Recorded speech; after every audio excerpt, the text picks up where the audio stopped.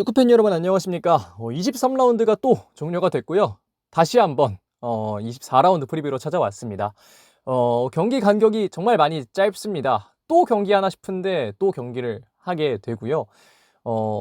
굉장히 좀 타이트하게 영상을 올리고 있는데 이번 영상은 제가 24일부터 일정이 있는 이유로 23일 밤에 또 만들게 됐습니다. 지금 24일이 데드라인 데이이기 때문에 많은 이적이 또 이뤄질 수 있을 거라는 생각이 드는데요. 해당 이적들은 제가 이번 영상에 반영하지 못한 채로 지금 거피셜 수준인 것만 이야기를 드릴 수 있으면 이야기를 드리고, 또 아닌 건 굳이 이야기 드리지 않아도 되는 것들은 이야기 안 드리고, 뭐 그런 식으로 한다는 거 좀 양해를 좀 부탁드리면서 바로 또 시작을 해보도록 하겠습니다.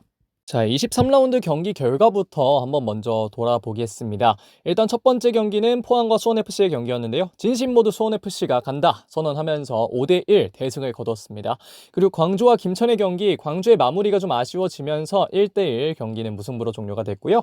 안양과 대구의 경기는 안양이 김보경과 권경원에게 기대했던 것을 바로 보여주면서 4대0 승리를 가져갔습니다. 반면에 울산과 대전의 경기부터는 수요일로 넘어가는데요. 개 못하는 팀과 못하는 팀의 경기, 못하는 팀이 승리했습니다.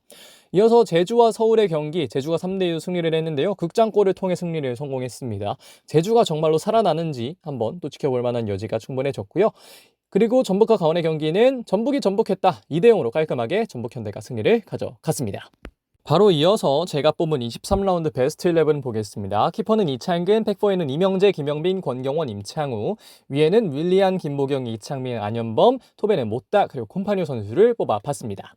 23라운드가 마무리된 현재 K리그1 순위입니다. 1위 전북현대는 위치를 너무나 공고히 하고 있고요. 2위 대전, 3위 김천, 4위 서울, 5위 포항, 6위 광주, 7위 울산, 8위 제주, 9위 강원, 10위 안양, 11위 수원FC, 그리고 12위에는 대구가 위치를 하고 있습니다. 자, 바로 또 24라운드를 봐야겠죠. 23라운드 경기 목록 다음과 같습니다. 김천과 제주의 경기가 있고요. 수원FC와 안양, 광주FC와 전북현대, 강원과 울산, 대전과 서울, 대구와 포항의 경기가 이번 라운드에 배정이 되어 있습니다. 24라운드 프리뷰 첫 번째 경기 들어가겠습니다. 7월 26일 토요일 19시 김천 종합운동장에서 벌어지는 김천 상무와 제주 SK의 경기입니다. 홈팀 김천 상무부터 보겠습니다. 김천의 현재 순위는 3위입니다. 첫 번째 포인트, 어찌저찌 승점은 쌓는 중이라는 점입니다. 타이트한 간격 때문인지 광주전이 쉽지만은 않았습니다. 하지만 그럼에도 불구하고 승점 1점을 따냈다는 것에 김천 상무는 의의를 둘 수 있을 것 같은데요. 여기에는 아직 적응 중인 신병들의 매치핏도 문제가 있습니다. 사실 전병관 선수를 제외하면 나머지 선수들은 출전을 많이 하지 못했었고, 요 근래 들어서 조금씩 출전을 하고 있는데 아직 매치핏이 확실치 않은 선수가 많고, 특히 광주전에서 고재현 선수의 플레이가 개인적으로는 사실 이전에 고재현을 봤을 때보다는 좀 깔끔하지 않다라는 생각이 들었어서 이어지는 경기들 속에서 선수들의 폼이 좀 더 올라와 줘야 된다는 생각이 드는데요. 현재 박찬용 선수가 부상으로 인해서 출전이 어렵고 징계는 해당 사항이 없는 상황의 김천 상무입니다. 이어서 원정팀 제주 SK를 보겠습니다. 제주의 현재 순위는 8위입니다. 첫 번째 포인트, 확실한 힘이 생겼습니다. 계속되는 승리, 누적되는 승점, 올라가는 순위, 이 세 가지의 특징이 계속해서 이어지면서 제주 SK의 순위가 점점 더 높아지고 있는데요. 한 계단 한 계단씩 올라가지만 확실하게 올라가고 있습니다. 특히나 서울전에서 후반 추가 시간에 득점을 성공했다는 것은 더욱더 그 의미를 크게 부여할 수 있도록 만드는 점인데요. 이번에는 원정에서 승리할 차례입니다. 원정에서 2승 3무 5패로 비교적 어려움을 겪고 있는 제주 SK인데, 이번 경기 김천 원정에서도 승리를 하게 된다면 상승행까지도 무리는 아니다라고 이야기를 드릴 수 있을 것 같고, 현재 김재우 선수 이외에는 징계나 이런 부분이 따로 없는 만큼 제주 SK는 올라오고 있는 분위기 속에서 김천 원정을 떠나 승리를 위한 발판을 계속해서 만들어 가야 할 것으로 보입니다. 지난 경기 라인업 보고 계십니다. 출전 시간 기준이고요. 간단하게 보고 넘어가 주시면 되겠습니다. 이번 경기의 키, 저는 중원 에이스의 맞대결로 잡아봤습니다. 김천에서는 이승원, 제주에서는 이창민 선수인데요. 두 선수는 중원에서 각각 다른 스타일로 각 팀의 중원에 많은 영향을 미치고 있습니다. 이 선수들이 얼마나 또 플레이들을 잘 해주느냐에 따라서 그날 경기의 어떤 유연성이 바뀐다고도 볼 수 있겠는데요. 과연 어떤 선수가 조금 더 좋은 활약으로 유연하게 경기를 풀어갈 수 있을지 지켜보면 좋을 것 같습니다. 자, 그러면 김천과 제주의 경기 프리뷰 여기서 마무리하도록 하겠습니다. 두 번째 경기 이어서 보겠습니다. 7월 26일 토요일 19시 수원 종합운동장에서 벌어지는 수원FC와 FC 안양의 경기입니다. 먼저 홈팀 수원FC를 보겠습니다. 수원FC 현재 순위는 11위입니다. 첫 번째 포인트, 위력이 정말 상당한 공격입니다. 연승의 배경에 깔려 있는 건 엄청난 화력입니다. 양쪽 윙의 보강이 톱까지 살리고 있다는 이야기를 하지 않을 수가 없겠는데요. 사실 사박 선수가 최근에는 다시 한번 또 득점력이 떨어지면서 쉽지 않은 시간이었는데 바로 직전 경기 포항전에서 좋은 득점을 만들어내면서 또 살아날 수 있는 발판을 마련했다고 볼 수 있겠는데요. 개인적으로는 수비진만 조금 더 올라온다면 훨씬 더 좋은 팀이 될 수 있겠다는 생각이 듭니다. 풀백도 보강이 되면서 센터백이나 풀백이나 최적의 조합을 현재 찾고 있는 상황인데요. 현재 부정적인 상황이라고 보기는 어렵고 그렇게 이야기하기도 않겠습니다만 뎁스가 두터워진 만큼 실험의 여지도 충분하고 좋은 선수들로 어떻게 구성할 수 있을지를 김은중 감독이 계속해서 고민을 해야 되지 않을까 생각이 듭니다. 현재 윤빛가람 선수를 제외하면 부상도 없고요. 징계는 해당 사항이 없는 수원FC의 상황입니다. 이어서 FC 안양을 보겠습니다. 안양의 현재 순위는 10위입니다. 첫 번째 포인트는 전현직 국가대표의 힘입니다. 오자마자 수비진의 균형을 잡아버린 권경원 선수는 빌드업, 수비 모든 부분에서 좋은 능력을 보여줬는데요. 권경원 선수에게 참 뭐라고 해야 될까요? 남은 돈을 다 몰아넣은 걸 권경원 선수가 후회하지 않게끔 계속해서 만들어주지 않을까 생각이 됩니다. 그리고 김보경 선수는 또 오랜만에 또 좋은 모습을 보여줬는데요. 대구의 공간이 꽤나 벌어져 있었는데 그 공간들을 활용하는 능력을 김보경 선수가 정말 잘 보여줬습니다. 두 번째 포인트로 말씀드릴 건 지금 치고 나가야 한다는 점인데요. 토마스 선수가 누적 경고로 인해서 출전하지 못하는 아쉬움이 있지만 이 경기까지는 안양이 잡아내야 강등권을 완전히 탈출할 수 있고 특히 10위에 있었던 제주 SK가 점점 더 폼을 올리면서 올라가고 있는 만큼 안양은 이번 경기까지 잡아내면서 계속해서 연승 가도를 달려야만 강등권을 탈출하고 승강 플레이오프까지 가지 않을 수 있는 그런 결과를 만들어낼 수 있을 것 같습니다. 현재 박종현 선수가 부상이고 앞서 말씀드렸다시피 토마스는 누적 경고로 해서 출전이 어려운 상황인데요. 과연 안양이 수원 원정을 떠나서 어떤 경기력 보여줄지 한번 지켜보시면 좋을 것 같습니다. 지난 경기 라인업 확인을 하고 계십니다. 출전 시간 기준 라인업이고요. 간단하게 보고 넘어가 주시면 되겠습니다. 자, 이번 경기의 키, 내가 이 팀 에이스라고 외치는 두 명의 선수입니다. 수원FC에서는 윌리안, 그리고 안양에서는 마테우스 선수인데요. 윌리안 선수는 수원FC로 오자마자 연일 또 득점포를 가동하면서 굉장히 좋은 모습을 보여주고 있고 마테우스 선수는 그가 없을 때 안양이 흔들리는 모습에서 마테우스가 정말 안양의 중요한 선수구나 라는 것을 계속해서 확인을 시켜주고 있는데요. 과연 양 팀의 이선 에이스 플레이하는 곳은 좀 다르지만 어떤 능력을 보여주면서 팀을 승리로 이끌지 한번 확인해 보시면 좋을 것 같습니다. 자, 그러면 수원FC와 FC 안양의 경기 프리뷰 여기서 마무리하도록 하겠습니다. 세 번째 경기 프리뷰 들어가겠습니다. 7월 26일 토요일 19시 광주 월드컵 경기장에서 벌어지는 광주FC와 전북현대의 경기입니다. 우선 홈팀 광주FC를 보겠습니다. 광주의 현재 순위는 6위입니다. 첫 번째 포인트는 승점 1점은 따냈지만 입니다.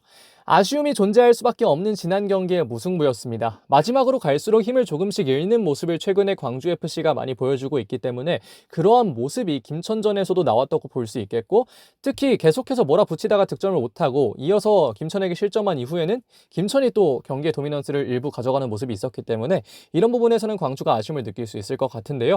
개인적으로는 광주에게 지금이 가장 중요한 시기라는 생각이 듭니다. 자칫하면 매너리즘에 빠지기 굉장히 좋은 시기이고 지금 이 순위가 뭐라고 해야 될까요? 아챔도 쉽지만은 않고 강등은 안 될 것 같은 그 순위이자 그 시기라서 지금을 잘 버텨내야 남은 시즌이 좀 평탄할 거라는 생각이 들고 조금 더 정신적인 무장이 필요할 것이라는 생각이 드는데요. 현재 김진호 선수와 이민기 선수의 부상 이외에는 부상자는 크게는 없는 상황이고요. 징계도 해당 사항이 없는 광주FC입니다. 이어서 원정팀 전북현대를 보겠습니다. 전북의 현재 순위 흔들림 없는 1위입니다. 첫 번째 포인트는 22경기 연속 무패입니다. 이제는 칭찬할 말을 더 찾는 게 너무나 힘든 수준입니다. 지금의 수준으로 항상성을 잘 유지하고 있고요. 경기가 어떻게 돼도 전북이 승리할 거라는 일종의 확신을 포옙 감독이 계속해서 주고 있기 때문에 사실 전북현대의 경기는 이제 리뷰할 거리가 없을 정도로 너무나 잘 흘러가고 있습니다. 개인적으로는 이렇게 투자를 많이 하는 구단이 좋은 성적을 내는 게 다른 구단들에서도 또 투자를 하게끔 만드는 하나의 유도가 될 수 있다고 보는데 전북이 그런 점을 잘 보여주고 있다는 생각이 들고요. 현재 또 국내 지도자들의 수준이 굉장히 의심되는 경우가 많은 가운데 포옙 감독이 이렇게 보여준다면 외국인 지도자도 조금 더 많이 들어올 거고 거기서부터 국내 지도자들도 또 발전해야겠다는 생각을 하게 되겠죠. 안 터지는 곳이 없는 전북은 중원에서도 골이 터지고 톱에서도 골이 터지고 어느 위치에서도 단점을 찾는 게 어렵습니다. 참 전북현대가 지난해와 비교하면 정말 또 괄목상대를 하게끔 만드는 점이 있는데, 한국영 선수의 부상 이외에는 딱히 뭐 징계나 이런 부분도 큰 문제가 없기 때문에 전북은 이번 경기 또 좋은 전력으로 광주 원정을 떠나지 않을까 싶습니다. 양 팀의 지난 경기 라인업 보고 계십니다. 이 경기 라인업 역시 간단하게 보고 넘어가 주시면 좋을 것 같습니다. 이번 경기의 키, 저는 이선 에이스에서 찾아봤습니다. 광주에서는 아사니, 전북에서는 전진우 선수인데요. 두 명의 선수는 둘 다 모두 오른쪽에서 뛰는데 다른 방식으로 또 기여를 하고 있습니다. 아사니 선수가 보여주고 있는 득점력, 전진우 선수가 보여주고 있는 득점력은 양 팀에 모두 도움이 되는데요. 두 선수 모두 또 직전 경기에서 괜찮은 활약을 보였던 만큼 이번 경기에서도 좋은 활약을 펼쳐주기를 각 구단은 기대를 하고 있을 것 같습니다. 과연 어떤 선수가 좋은 모습을 보여줄 수 있을지 확인을 해보시면 좋을 것 같고요. 광주FC와 전북현대의 경기 프리뷰 여기서 마무리하도록 하겠습니다.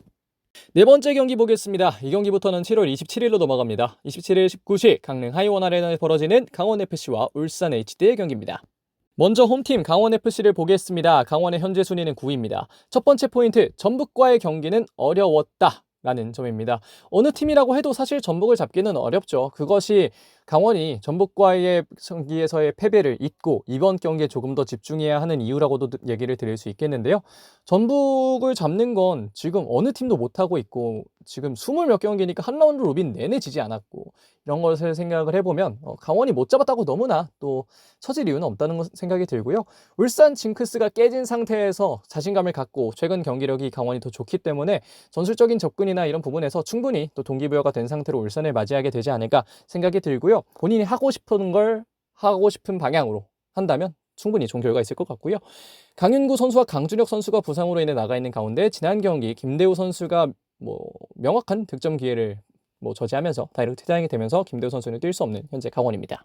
다음으로는 울산 HD입니다. 현재 순위 7위고요. 이제 봐야 할 곳은 승강 플레이오프입니다.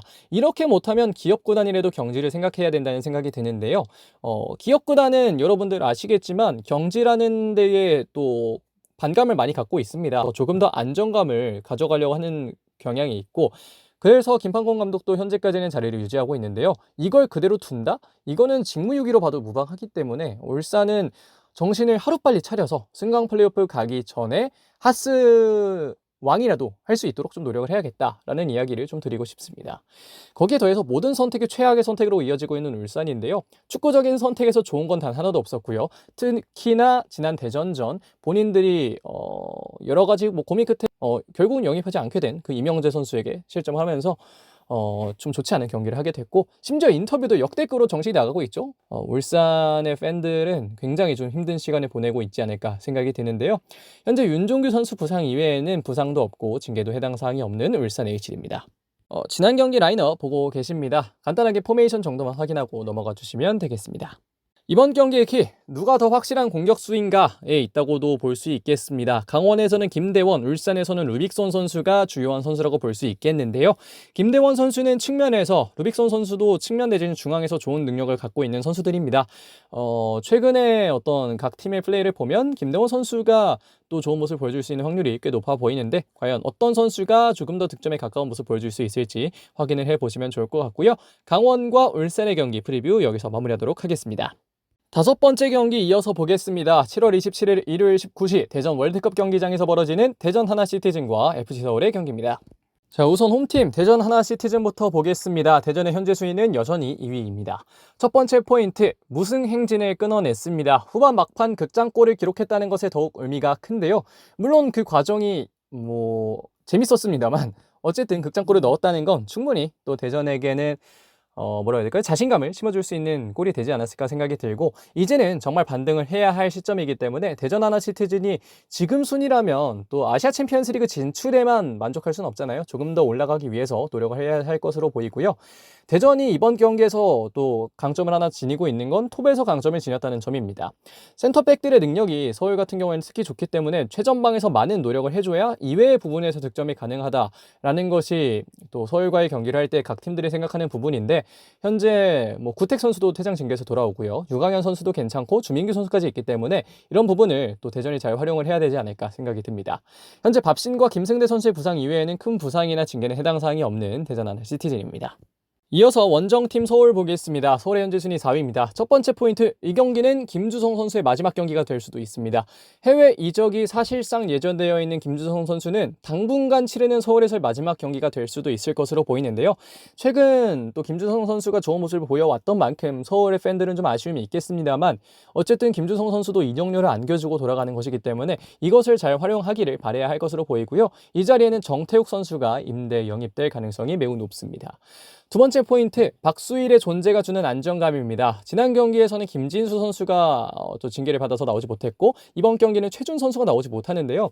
여기서 박수일이 없었다면 정말 쉽지 않았을 거라는 생각이 듭니다. 박수일은 왼쪽, 오른쪽 다 볼 수 있고, 왼쪽, 오른쪽 모두 좋은 경기력을 보여주고 있는 풀백이기 때문에 박수일이 딱 지켜주고 있다는 거, 서울에게는 굉장히 또 안심이 되는 부분이 아닐까 생각이 됩니다. 현재 이상민 선수와 이한도 선수 두 명의 센터백이 부상으로 인해 출전이 어려운 상황에 최준 선수, 앞서 말씀드렸다시피 누적 경고로 인해서 이번 경기가 뛸 수 없는 상황의 서울입니다. 지난 경기 라인업 보고 계십니다. 역시 간단하게 포메이션만 확인해 주시면 좋겠습니다. 이번 경기의 키, 저는 공격 리더에 잡아봤습니다. 이선 측면에서 공격을 리딩할 수 있는 선수들인데요. 대전에서는 에르난데스, 서울에서는 안데르손 선수입니다. 두 명의 선수는 모두 이번 여름 이적 시장에 유니폼을 갈아입은 선수들인데요. 오자마자 꽤 괜찮은 활약을 보여주면서 이 선수들을 믿고 향후 시즌을 치를 수 있겠다라는 어떤 기대감 정도는 현재 심어준 상황입니다. 이 선수들이 경기를 치르면서 점점 더 좋아질 텐데, 이번 경기에서는 얼마나 발전된 모습을 보여줄 수 있을지가 기대가 되고요. 과연 어떤 선수가 조금 더 공격진을 잘 리딩할 수 있을지 경기 동안 확인해 보면 좋을 것 같습니다. 자, 그러면 대전과 서울의 경기 프리뷰 여기서 마무리하도록 하겠습니다. 자, 이번 라운드 마지막으로 프리뷰할 경기입니다. 7월 27일 일요일 19시 대구 아이엠뱅크 파크에서 벌어지는 대구FC와 포항스틸러스의 경기입니다. 먼저 홈팀 대구FC를 보겠습니다. 대구의 현재 순위 최하위 12위입니다. 첫 번째 포인트, 팀의 체계가 명확치 않습니다. 안양에게 패배하는 과정은 굉장한 아쉬움의 연속이었습니다. 한 단계씩 만들어가지 못하면 이번 시즌 정말 쉽지 않을 거라는 생각이 안양과의 경기를 보면서 또 들었던 것들인데요. 특히나 공간을 굉장히 많이 내주고 있는 현재 상황에 투미드를 사용하는 게 맞나, 혹은 또 백스리를 사용하는 게 맞나, 여러 가지로 또 의문을 가질 수밖에 없는 상황이 조금씩 나오고 있는 게 아닌가 싶습니다. 개인적으로는 센터백 구조의 문제도 어느 정도는 문제가 된다고 보는데요. 백스리 가운데에서 컨트롤할 선수가 필요한데 홍정훈 선수는 현재 부상이고요. 그러한 상황에 과연 또 어떻게 해야 또 컨트롤할 수 있을까가 굉장히 또 의문점이기도 하고 어려운 점이기도 한데요. 이번 경기 그리고 다음 경기는 가요 선수의 다이렉트 퇴장으로 인해서 센터백에도 문제가 생겼다는 점이 대구에게는 꽤나 큰 고민거리가 되지 않을까 싶습니다. 현재 박대훈 선수와 홍정원 선수가 부상으로 인해 출전이 어렵고요. 앞서 말씀드렸다시피 가요 선수는 다이렉트 퇴장으로 인해서 출전이 안 되는 상황입니다. 다음으로 원정팀 포항스틸러스 보겠습니다. 포항의 현재 순위는 5위입니다. 첫 번째 포인트, 수비 집중력의 문제입니다. 퇴장 문제가 있었다고 해도 최근에 실점이 너무 많습니다. 특히 지난 3경기 보겠습니다. 서울전 4실점, 전북전 3실점, 수원FC는 5실점, 총합해서 3경기 동안 12실점을 했는데 이거는 개인적으로는 좀 문제가 있다는 생각을 하고요. 최근 패배들의 문제점을 박태하 감독도 좀 찾았을 거라는 생각이 들고, 찾지 못했다면 지금이라도 찾아야 된다고 생각을 하는데요. 과연 어떻게 이 문제점들을 또 풀게 될지 한번 확인을 해봐야 될 것으로 보입니다. 두 번째 포인트는 그래도 장점이죠. 기성용과 오베르단이 이번 경기에서는 합을 맞출 수 있다는 것입니다. 김동진 선수가 지난 경기 퇴장 징계를 받으면서 경기를 뛸 수 없지만 오베르단 선수가 퇴장 징계에서 복귀를 하게 되는데요. 기성용, 오베르단이라는 또 사실 교과서적으로는 완벽한 조합을 드디어 확인할 수 있다는 것이 포항에게는 이번 경기 또 다른 기대감이 아닐까 생각이 듭니다. 현재 완델손, 김종우, 조성욱, 백성동 이런 선수들이 출전이 어렵지만 그래도 어느 정도는 잘 버텨내고 있는 포항이고요. 앞서 말씀드렸다시피 김동진 선수 역시 다이렉트 퇴장으로 인해서 출전이 어려운 현재 포항입니다. 지난 경기 라인업 보고 계십니다. 포메이션 정도만 간단하게 보고 넘어가셔도 될 것 같습니다. 이번 경기의 키, 저는 매지션이라는 간단한 단어로 정리를 해봤습니다. 대구의 세징야, 그리고 포항의 기성용인데요. 대구의 세징야는 공격진에서 매직을 부릴 수 있는, 마법을 부릴 수 있는 선수고, 기성용 선수는 또 미드필더 지역에서 상당한 또 마법을 부릴 수 있는 선수들인데요. 과연 이 두 명의 선수 중 어떤 선수가 조금 더 마법 같은 플레이로 팀을 승리로 이끌게 될지 한번 지켜보면 좋을 것 같습니다. 자, 그러면 대구와 포항의 경기 프리뷰 여기서 마무리하도록 하겠습니다. 자, 여기까지 24라운드 프리뷰 진행해 봤습니다. 끝나지 않는 경기 향연 계속해서 이어지고 있는데요. 이번 영상을 제가 또 앞서 목요일에 올라갈 울산, 강원, 안양 이적 체크를 하고 이어서 영상을 만드는 거라 뒤로 갈수록 좀 발음도 뭉개지고 좀 쉽지 않은 상황이 있었습니다만 어쨌든 또 여러분들 양해를 부탁드리도록 하겠고요. 매번 또 양해만 부탁드려서 좀 죄송합니다. 아무래도 월요일쯤에 24라운드 리뷰로 돌아오지 않을까 생각이 드는데요. 그 전에라도 무언가 좀 빠르게 전해야 될 소식이나 아니면 주요한 이슈가 있다면 영상을 한번 올려보도록 하겠습니다. 자, 그러면 이번 영상은 여기서 마무리하겠습니다. 고맙습니다.